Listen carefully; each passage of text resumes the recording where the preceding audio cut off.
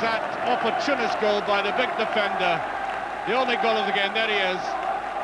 And having said all of that in a rather mediocre performance by Rangers, the supporters who are left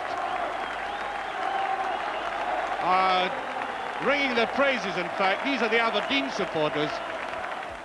Well, a small band of Aberdeen supporters obviously jubilant at getting these 2 points, repeating the victory that they had the last time they played here. But a different game. That one I was talking about earlier in the programme was a superior game to the one this afternoon, which had a very jaded, end-of-term look about it. Rangers played very well in the first 20 minutes. You ought to have carved up the Aberdeen defence. They could have scored 2 or 3. Ali McCoy's very unfortunate with that shot, which hit the post. But then they fell away, and Aberdeen strolled through the game after that, with Miller and McLeish quite outstanding. They made it look ridiculously easy, and Rangers never looked, apart from a shot by Walters in that second half, never looked like really denting the Aberdeen defence. And of course, a goal could have come out of anything, which it did. And it summed up the day that Brian Irvin's winning goal was only half hit. It's a game that Aberdeen supporters certainly won't put behind them, but the neutrals here today would have wanted much better entertainment.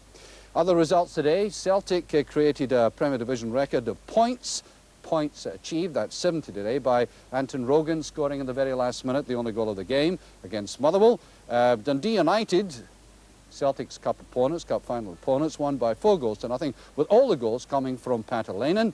And then let's have a look at the bottom of the Premier Division now. As I mentioned, 2 games. First of all, St Mirren beating Hearts. Remember, Hearts were unbeaten at home. St Mirren beating Hearts by 1 goal to nothing, a goal by Chalmers in the 73rd minute. And their rivals to stay in the Premier Division, Falkirk, beating Dunfermline by 1 goal to nothing. Baptist scoring 3 minutes from time. And you can see that is very close indeed. Falkirk have a game in hand. They have probably the worst goal difference record, and they are seeking not to go down, with St Mirren having to play Dundee at home on the 7th of May. Falkirk play Rangers next week, and Dundee United at home. They've got that game advantage, so it is going to be very tight and very nervous for both clubs. And congratulations to Hamilton Accies. They are, after all, First Division champions, but oh my, they did it the hard way. They were beaten 3-1 by Clydebank today. Remember, seeking before this afternoon 1 point to absolutely clinch it, and they lost last week as well. But fortunately for them, Meadowbank were also beaten at home 4-2 by Dumbarton, so congrats to everybody out at Hamilton, and you can really celebrate tonight. Well, our goal of the season competition is proceeding apace. Thank you very much indeed for the very healthy response. This tonight is your very last chance to look at it. Here we go again. Goal A, Willie Faulkner for Aberdeen against St Mirren on the 12th of September. Here's Robertson going on the attack. Oh, brilliant ball, yes!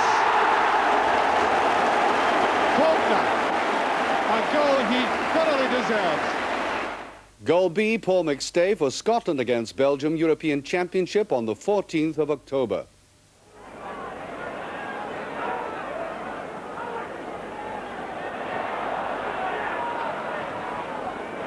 Paul McStay.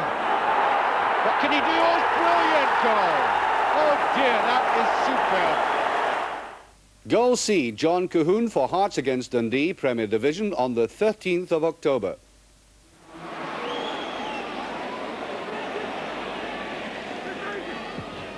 Driven low. It's here, beautifully put in.